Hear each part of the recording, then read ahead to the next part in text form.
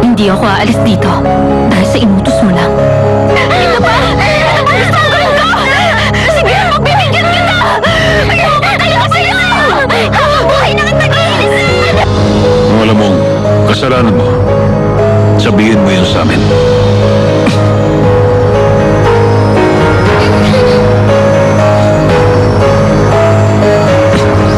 Wala kang kasalanan?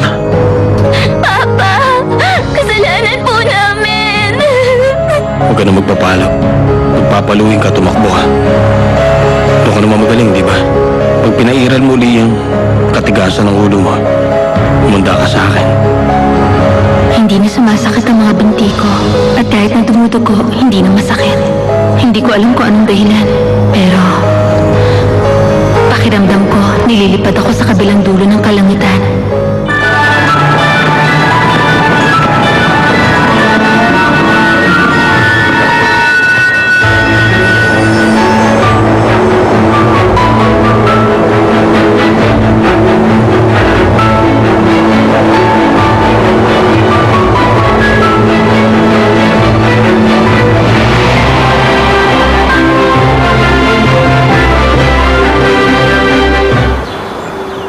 Pinapatawag mo raw ako.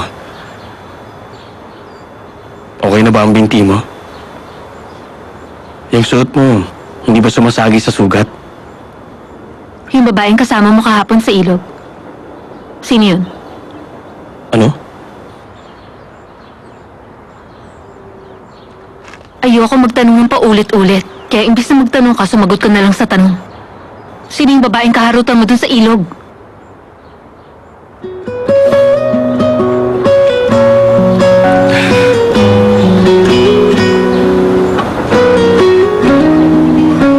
Bakit? Anong niningiti-ngiti mo? Pumunta ka ba rito? Para lang itanong sa akin ang tungkol dyan? Huwag mo sabihin, hindi ka nakatulog ng dahil doon. Ganun ba?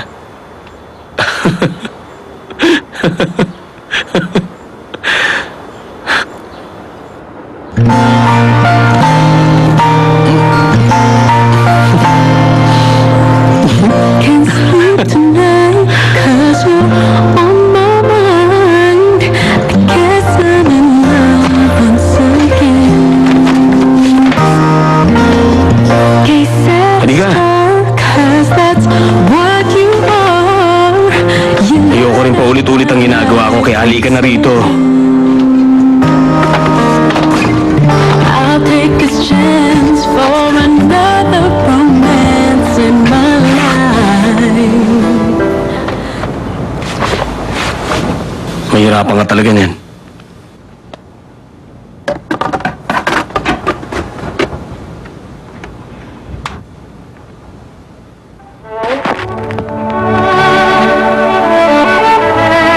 Alam mo ba, ito ang album ng isang sikat na violinist na kilala bilang Jung Kyung Ah.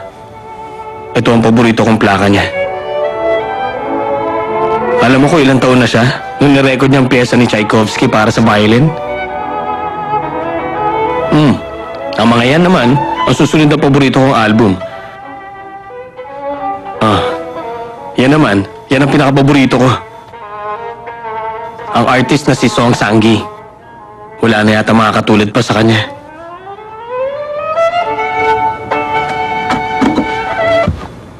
Hoy, makinig ka naman kapag may nagsasalita. Sinong babaeng yun? Bakit gusto mong alamin? Sa yung bunsong kapatid ng kaibigan ko na pinag-iwanan ko ng mga yan. Hinatid niya lang yan dito. O no, masaya ka na ba? Alam ko na ngayon. Pasaway. Hoy! Makikipag-date ka ba sa Jason na yun? Talaga naman. Ano kaya iniisip ng pasaway na yun?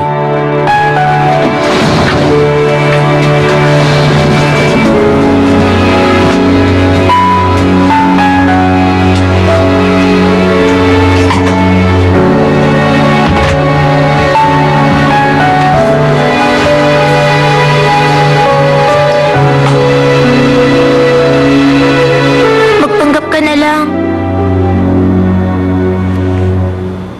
Magpanggap kang okay na tayo. Kapag ganun ang ipinakita natin sa kanila, baka payagan ka na nilang lumipat sa kwarto mo.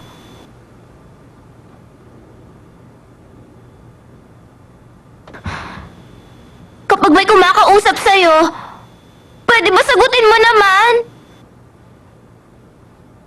Naiintindihan ko. Gagawin ko yun.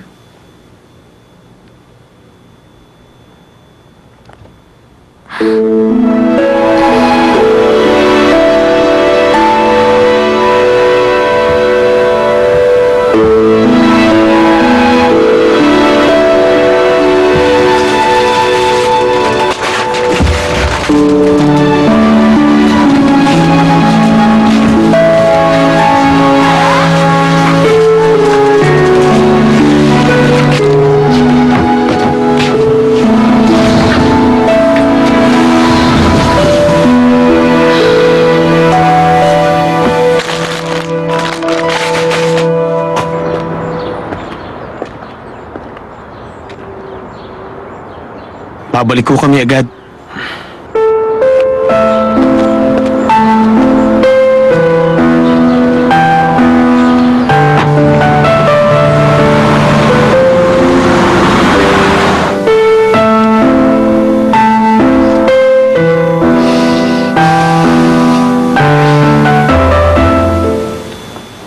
Ate, pasensya na. Alam ko mali yung ginawa ko.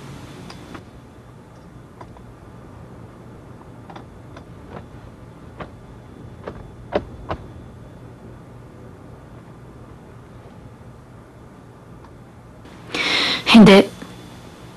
Kasalanan ko yan.